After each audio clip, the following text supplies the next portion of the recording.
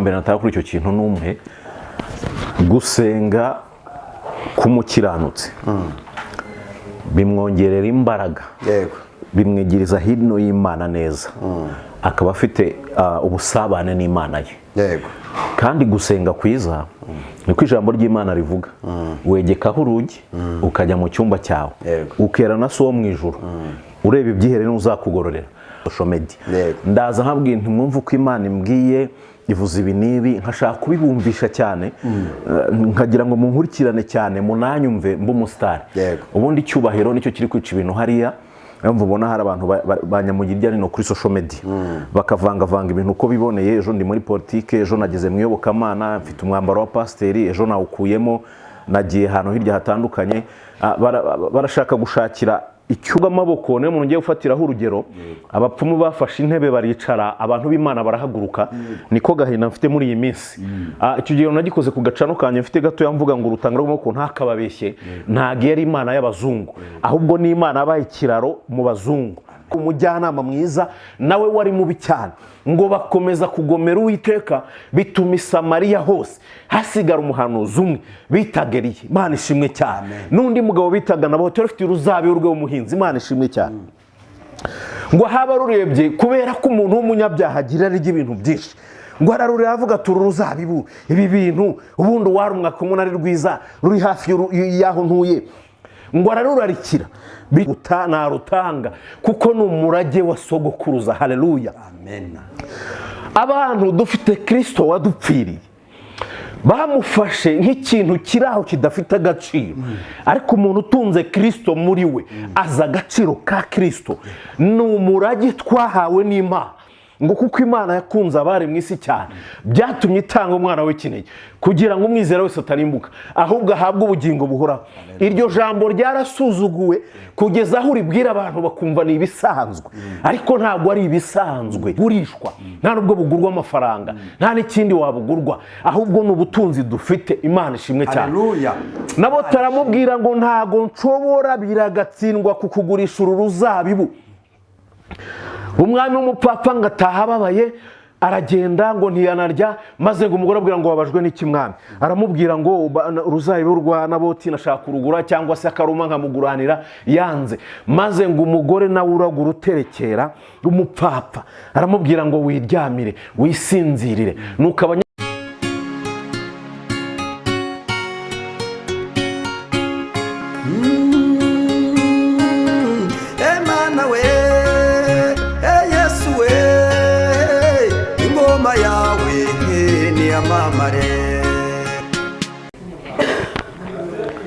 bakunzi bacu, bakunzi b'Imana Irahari TV, turabaramukije mu izina rya Yesu Kristo. Amahoro y'Imana nabane namwe, abari mu gihugu cy'u Rwanda, abari hanze y'igihugu cy'u Rwanda, by'umwihariko diaspora. Turabizi ko mudukunda, mudusengera kandi mudushyigikira. Uwiteka Imana abahereza umugisha. Hanyuma kuri uyu munsi wa none dufite umugisha udasanzwe wo kubana n'umukozi w'Imana kuko mumubona kuri kamera. Umukozi w'Imana, uraho neza? Muraho neza. Yesu nashimwe. Yesu ahimbazwe. Umeze ute se? Ndashima Imana. Ndabona Uwiteka Imana kurinze cyane. Ubwiza bw'Imana bukuriho kabisa. Imbaraga, mavuta uzikari kwigaragaza. Imana ishimwe. Amakuru y'iminsi ko tutari duherukanye. Ndaho ndakomeye. Impamvu ntari mperutse kuri iyi mihanda ni ibintu ngenda mbona, yego, bimwe na bimwe bigiye bitandukanye bituma umuntu abatuje.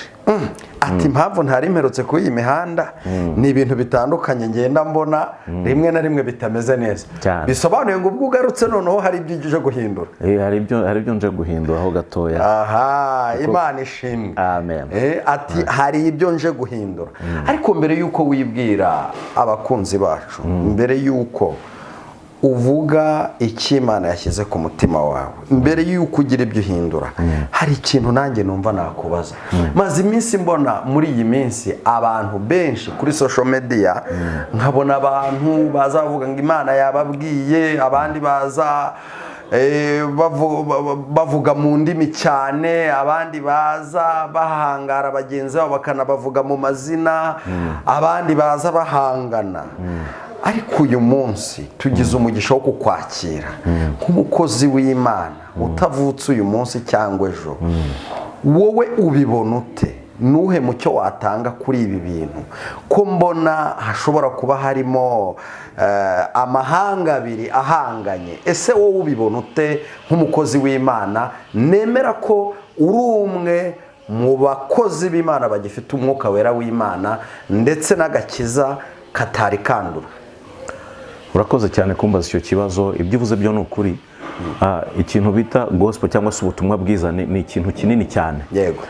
Kandi iyo urebye abantu bose kubera ko bumva ko kubwiriza ariho hantu haba hasigaye inzira yo kunyuramo, buri wese azayishushanya ashaka kubwira abantu ibye, buri wese ashaka kumvisha abantu ibye. None kibabaje babyumvisha abantu ku ngufu, ariko buri umwuka wera niwe ushobora kumvisha umuntu ikintu akacyumva. Njye ntabwo nabwiriza umuntu ku ngufu ngo bimujyemo bimutsindagiremo umwuka atabyemeye. Niyo mpamvu ubona hari intambara nyinshi kuri social media.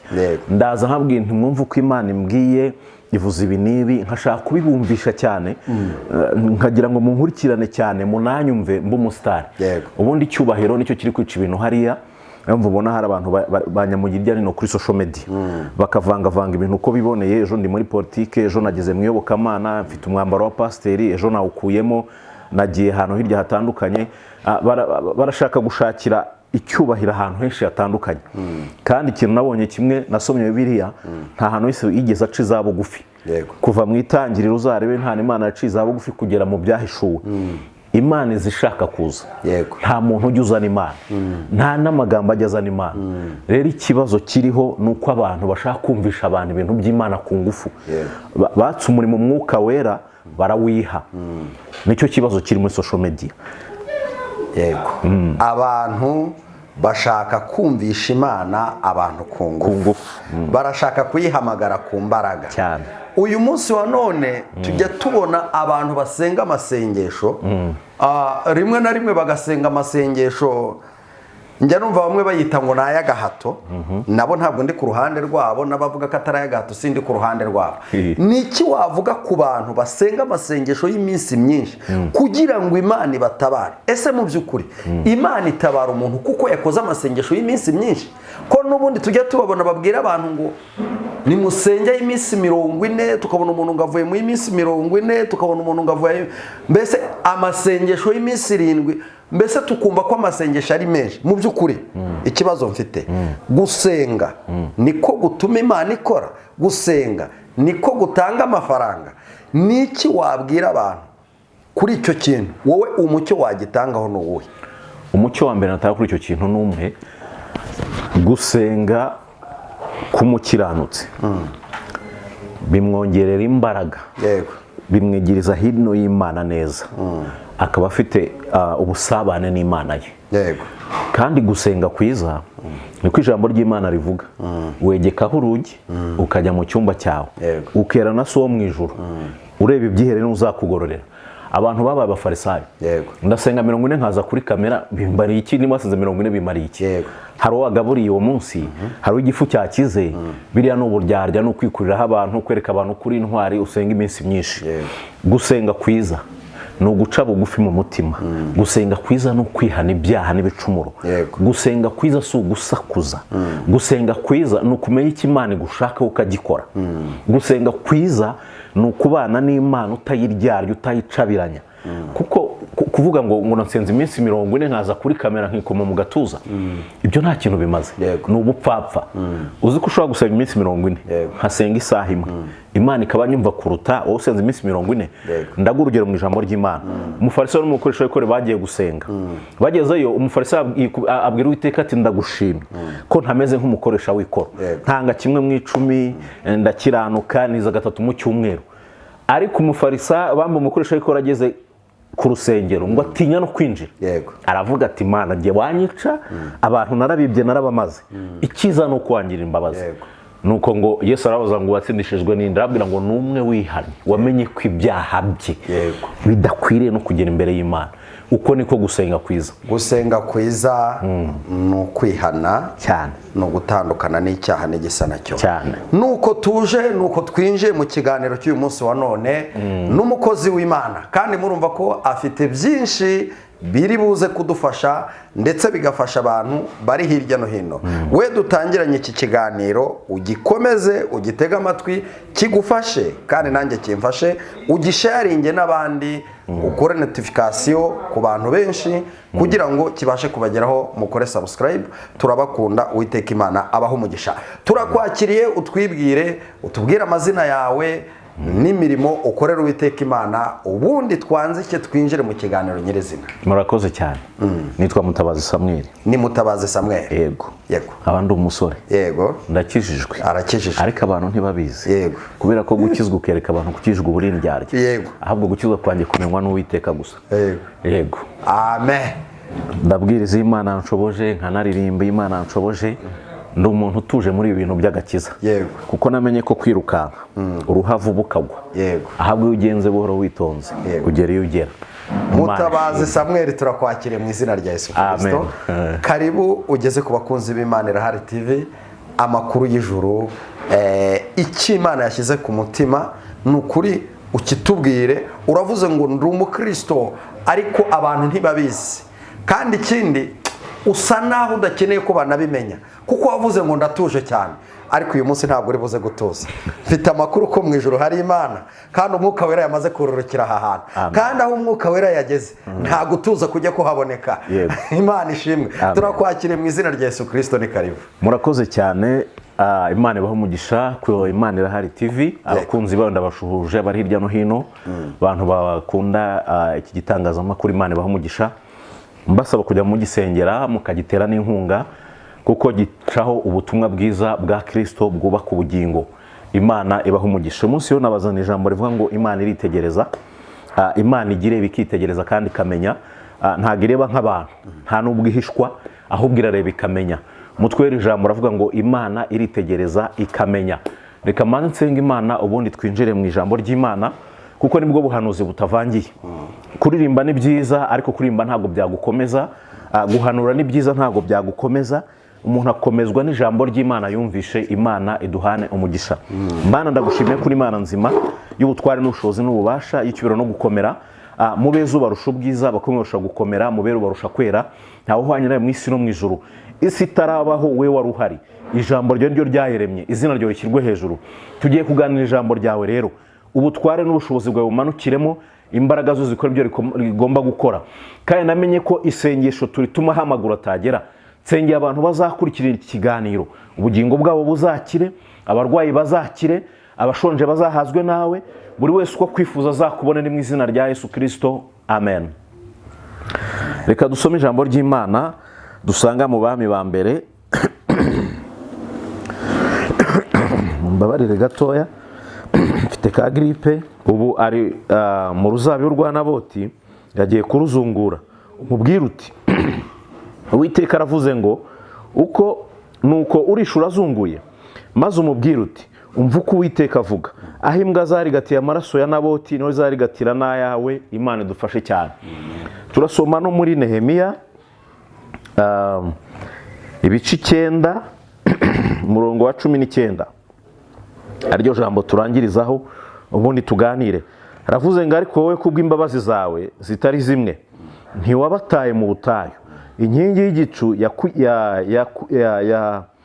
inkingi y'igicu yo kubayobora ku manywa ntiyabavaga imbere, cyangwa inkingi y'umuriro yo kubamurikira nijoro ikababera inzira bakwiriye kunyuramo. Imana ishimwe cyane. Nayo magambo tugiye kuganira. Nkuza jambo rivuga ngo Imana iritegereza. Imana ishimwe cyane. Ariko reka mbanze mbabwire Imana muzi itandukanye n'iyo muzi kuri social media. Yesu ashimwe cyane. Rutanga rw'amaboko niyo umuntu ngiye gufatiraho urugero. Abapfumu bafashe intebe baricara, abantu b'Imana barahaguruka. Niko gahinda mfite muri iyi minsi. Icyo gihe nagikoze ku gacano kanje mfite gato yamvuga ngo rutanga rw'amaboko ntakababeshye. Ntago yari Imana y'abazungu, ahubwo ni Imana abaye ikiraro mu bazungu kugira ngo tuyimenye. Imana ishimwe cyane. ndagira ngo mbabwire Imana yo mu ijuru ntago iterekerwa. Imana yo mu ijuru nta bijegeri bayivugiriza. Imana twizera ntago bayisaba inka y'ibara rimwe, oya ntago isaba inka y'ibara rimwe. Imana dukurikiye cyangwa twizeye ntago isaba ihene n'inkoko. Ntago Imana twizera ikubwira ngo uzaze saa 11 wambaye ubusa mu mayira abiri, oya iyo ni Imana yo mu ijuru ikiranuka. Haleluya. Rero ntibakababeshya abapfumu ari kuri social media n'abandi njya mbona ngo turavura dutanga imiti. No, havura Kristo w'i Nazareti, ntago abapfumu bavura. Niyo mpamvu mfite ifuye muri iyi minsi ryo kubabwira ngo Imana iritegereza, kandi Imana ntago ireba nk'abantu. Imana ntago igira ibintu by'ibibindi n'ibiki byose bijagaye. Ntago Imana bayiterekera inzoga ngo tunezeze abakurambere, oya. Imana inezwa n'umuntu wihanye ibyaha bye, nashaka b'umukene nashaka b'umukire, uko ari kose niko Imana imufata. Upfa kuba ifunguriye umutima. Rero mutandukanye Imana ziri kuri social media ni Imana yo mu ijuru yonyine ikiranuka. Haleluya. Amen. Imana yo kuri social media ni nyamatiku kuri iyi minsi. Imana yo kuri social media irimo irafungisha abantu kuri iyi minsi. Imana yo kuri social media irimo irakora ibintu bigiye bitandukanye. Abantu bayihindurije ejo ari abakozi b'Imana, oya ntabwo ariyo nje kubabwira. Nje kubabwira Imana ivuga ijambo ikarisohoza, irikurikirana ikarisohoza, irivuga ikarivuga imyaka ibihumbi. Haleluya. Kandi nje kubabwira Imana itagikiranirwa mu mibereho yayo kuva twayimenya, kuva twayisobanukirwa. Yahetse ba sogokuruza na n'ubu iracyaduhetse n'abazazi zabaheka. Imana ishimwe cyane. Abantu bakurikira Imana iriho TV mutandukanye Imana yo kuri social media ni Imana iri kuri Imana iriho TV ni ibintu bitandukanye cyane. Yesu ashimwe cyane. Amen. Twasomye amagambo mu Bami wa kabiri, haleluya, 21:17 havuga ku by'abagabo babiri bari babaga i Samariya kandi barabisiraheli. Ndagira ngo mbabwire ngo abisiraheli bakomotse kuri Yakobo. Imiryango 12 yakomotse kuri Yakobo. Haleluya. Amen. Imiryango 10 aho yavuye y'abisiraheli, bamwe b'Abenyamini n'abandi sishaka kubajya mu mazina, ariko tubonye abagabo babiri bari batuye Samariya. Haleluya. Umwe yitwaga Ahabu, yari umwami w'Abisiraheli Samariya. Undi yitwaga Naboti, yari umuhinzi utuje uraho utagifite icyo yishe tuze n'icyo atwaye, ariko yari afite ikintu yamenye. Haleluya. Yari azi ko uruzabiba afite sekuruza yoroze sekuruza ruraga undi sekuruza ruraga undi sekuruza, bimugeraho nawe ararutunga araruragwa. Haleluya. Bivuze ngo cyari ikintu gikomeye muri we cy'umuryango, amateka. Imana ishimwe cyane. Amen. Icyo gihe ngo umwami ararureba ararurarikira. Ndagira ngo mbabwira Ahabu yari afite ubushobozi bwo kugura inzabibu zose rutari urwa Naboti, ariko Imana igushakaho umwiyenzo igera igihe ikawubona. Kubera iki? Uba warayijengereje. Ahabu yararaguzaga agaterekera, yatumye Abisiraheli basubira inyuma yo gusenga ibigirwamana mu Isiraheli. Bose baragwa baragenda baterekera Shera, bararaguza barapfumura kubera umwami yari mubi. Imana rero birayirya imurwara imubitse iramwihorera. Imana ishimwe cyane. Imana iramwihorera akora ibyo byose agira ngo niko bizarangira, kandi agira ngo niko bizahora. Araraguza, Imana iraceceka, araraguza imutuma abantu yanga kwihana, ngo yari afite n'umugore mu butari umujyanama mwiza nawe wari mubi cyane, ngo bakomeza kugomera Uwiteka, bituma i Samariya hose hasigara umuhanuzi umwe bitaga Eliya. Imana ishimwe cyane. N'undi mugabo bitaga Naboti yari afite uruzabibu rw'umuhinzi. Imana ishimwe cyane. Ngo haba rurebye kubera ko umuntu w'umunyabyaha agira ibintu byinshi, ngo ararureba avuga ati uruzabibu ibi bintu ubundi warumwa kumuna ari rwiza ruri hafi y'aho ntuye, ngo ararurarikira, bituma umwami adasinzira. Mwumva umunyabyaha niko imigani havuze ngo umutima urarikira gukora ikibi ku manywa na nijoro, azinduka cibico apanga ibice ari bucire bagenzi be ku manywa na nijoro. Iki ni ikintu gikomeye maze kubona muri ibi bintu turimo byo gukizwa. Ngo umwami ntiyasinzira, ngo aragenda asanga Naboti ari gukora uruzabibu rwe, aramubwira ngo Naboti, none ndashaka uruzabibu rwawe ndakugurana ngo urundi ruturu cyangwa se nguhe ibiguzi. Ariko Naboti aramubwira ngo biragatsindwa n'Uhoraho. Uru ni uruzabibu rw'amateka. Haleluya. Uru ni uruzabibu narazwe na basogokuruza, ngo ntago narutanga kuko ni umurage wa sogokuruza. Haleluya. Amen. Abantu dufite Kristo wadupfiriye, bamufashe nk'ikintu kiraho kidafite agaciro, ariko umuntu utunze Kristo muri we aza agaciro ka Kristo. Ni umurage twahawe n'Imana, ngo kuko Imana yakunze abari mu isi cyane byatumye itanga umwana w'ikinege kugira ngo umwizera wese atarimbuka ahubwo ahabwe ubugingo buhoraho. Iryo jambo ryarasuzuguwe kugeza aho uribwira abantu bakumva ni ibisanzwe, ariko ntabwo ari ibisanzwe. Kristo ni ubutunzi butagereranywa, ntabwo bugurishwa, nta nubwo bugurwa amafaranga, nta n'ikindi wabugurwa, ahubwo ni ubutunzi dufite. Imana ishimwe cyane. Nabo taramubwira ngo ntago nshobora biragatsindwa kukugurisha uru ruzabibu. Umwami w'umupapa ngo ataha ababaye, aragenda ngo ntiyanarya, maze ngo umugore abwira ngo wabajwe n'iki mwami? Aramubwira ngo uruzabibu rwa Naboti nashaka kurugura cyangwa se akaruma nkamuguranira, yanze. Maze ngo umugore nawe uragura uterekera umupapa, aramubwira ngo wiryamire wisinzirire, nuko abanyabyaha bahumurizanya mu byaha byabo kandi bazi ko ari bibi. Umutima ubaciye urubanza barawuniniye, ntabwo bakiwitaba. Ngo wisinzire ejo nk'iki gihe nzaruguha. Ngo umugore ashaka abagabo babiri b'ibigoryi nk'abari kuri social media birirwa bavuga Imana nabi, nuko nshaka kubavuga, bambaye umwenda wo kwiyoberanya. Ngo abagabo b'ibigoryi nabwira ngo mushyire mu iteraniro y'Abisirayeli, mubwire ngo atutse Imana, atuka n'umwana, kandi Imana yatutse ndagira nkwibutse ngo bari barayirakariye, bari barayivuyeho. Umwami yarabatumye kuraguza, baragenda bajya muri ibyo. Nuko ngo igihe kigeze bahamagara Naboti. Naboti araza ngo bamushinja ko yatutse imwana n'umwana, bamutera amabuye arapfa. Ngo icyo gihe Uwiteka batera Naboti amabuye yarabyitegereje, icyo gihe yarabirebaga, uwo munsi yarabyitegereje. Maze ngo igihe kigeze ahita abwira Eliya ngo none ahamanuka. Haleluya. Naboti arisha arazunguye, ngo ahagaze mu ruzabibu. Ahaba arisha arazunguye, ahagaze mu ruzabibu rwa Naboti. Umubwira aya magambo. Imana ishimwe cyane. Imana irareba, ikareba n'abayoboye amatorero, ikareba n'aho bagiye kuraguza, ikareba n'ibiganza byanduye bafite, ikareba n'ubugambanyi barimo, ikareba byose. Imana irareba, nta na hamwe ihishwa.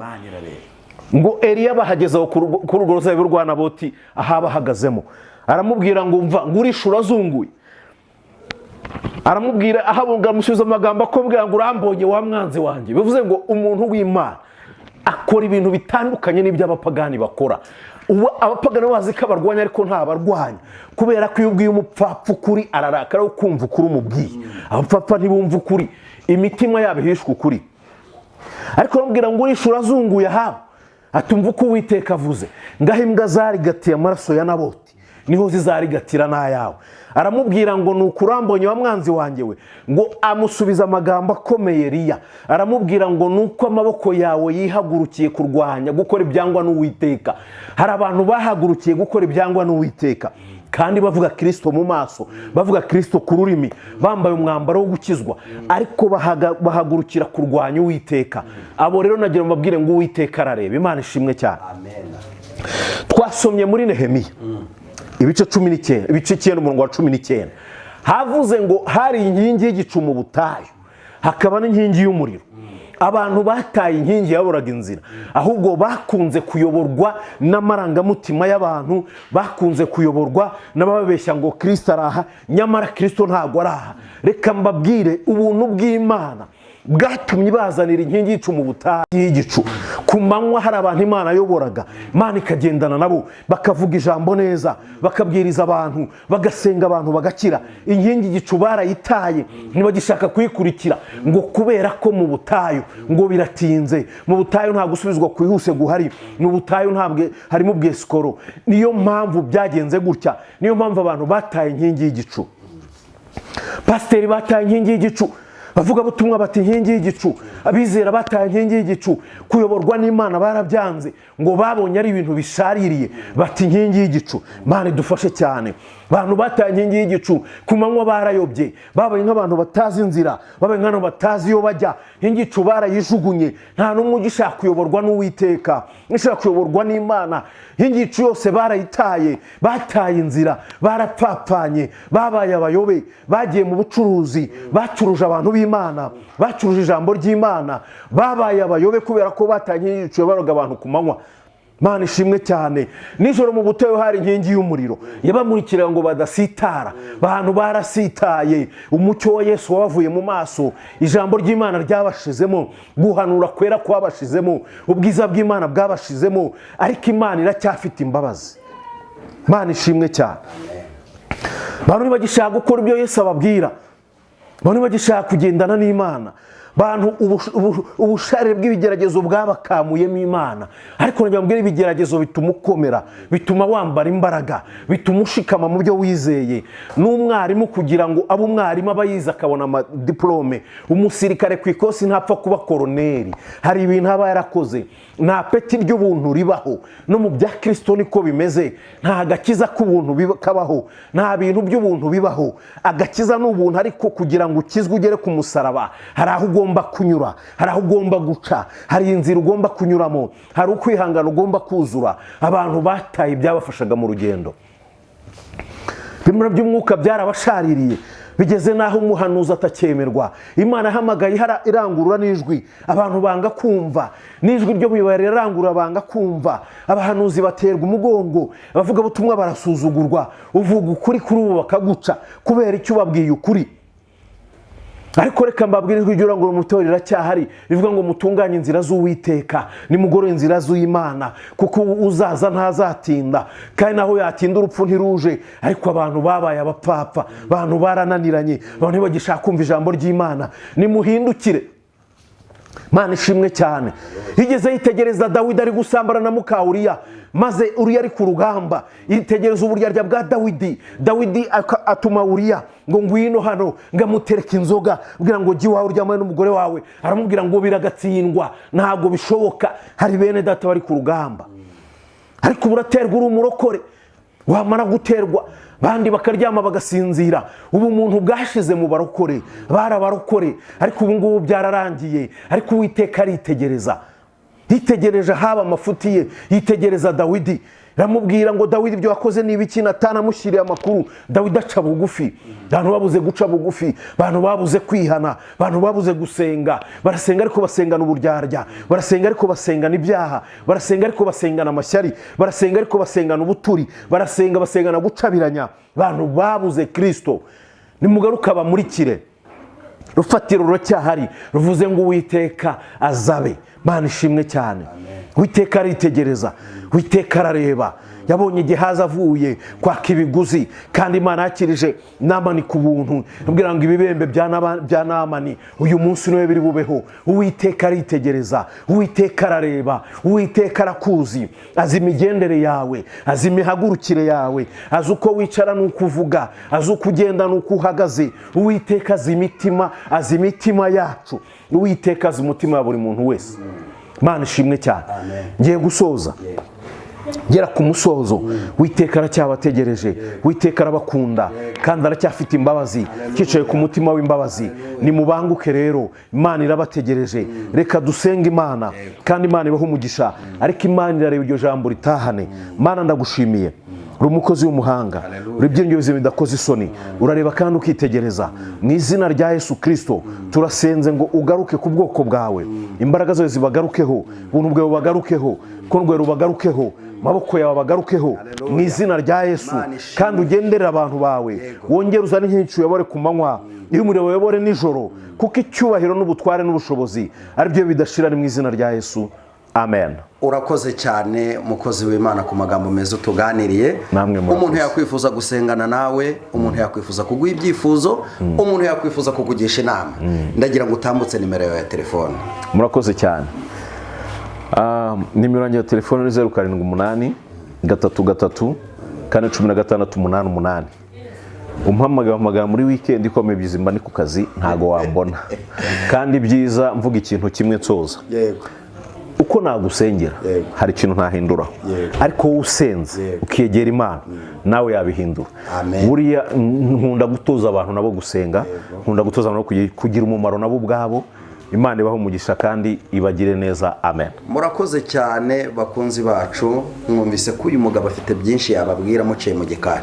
Imana ibahereze umugisha. Hanyuma ndagira ngo byemera hano kuri kamera ko nitwongera kugukenera uzatwitaba rwose. Mpari ufite byinshi dushobora kuganira kandi bikadufasha. Mpari muri weekend rwose naboneka nta kibazo. Urakoze cyane kubitwemereye. Yesu aguhe umugisha. Amen.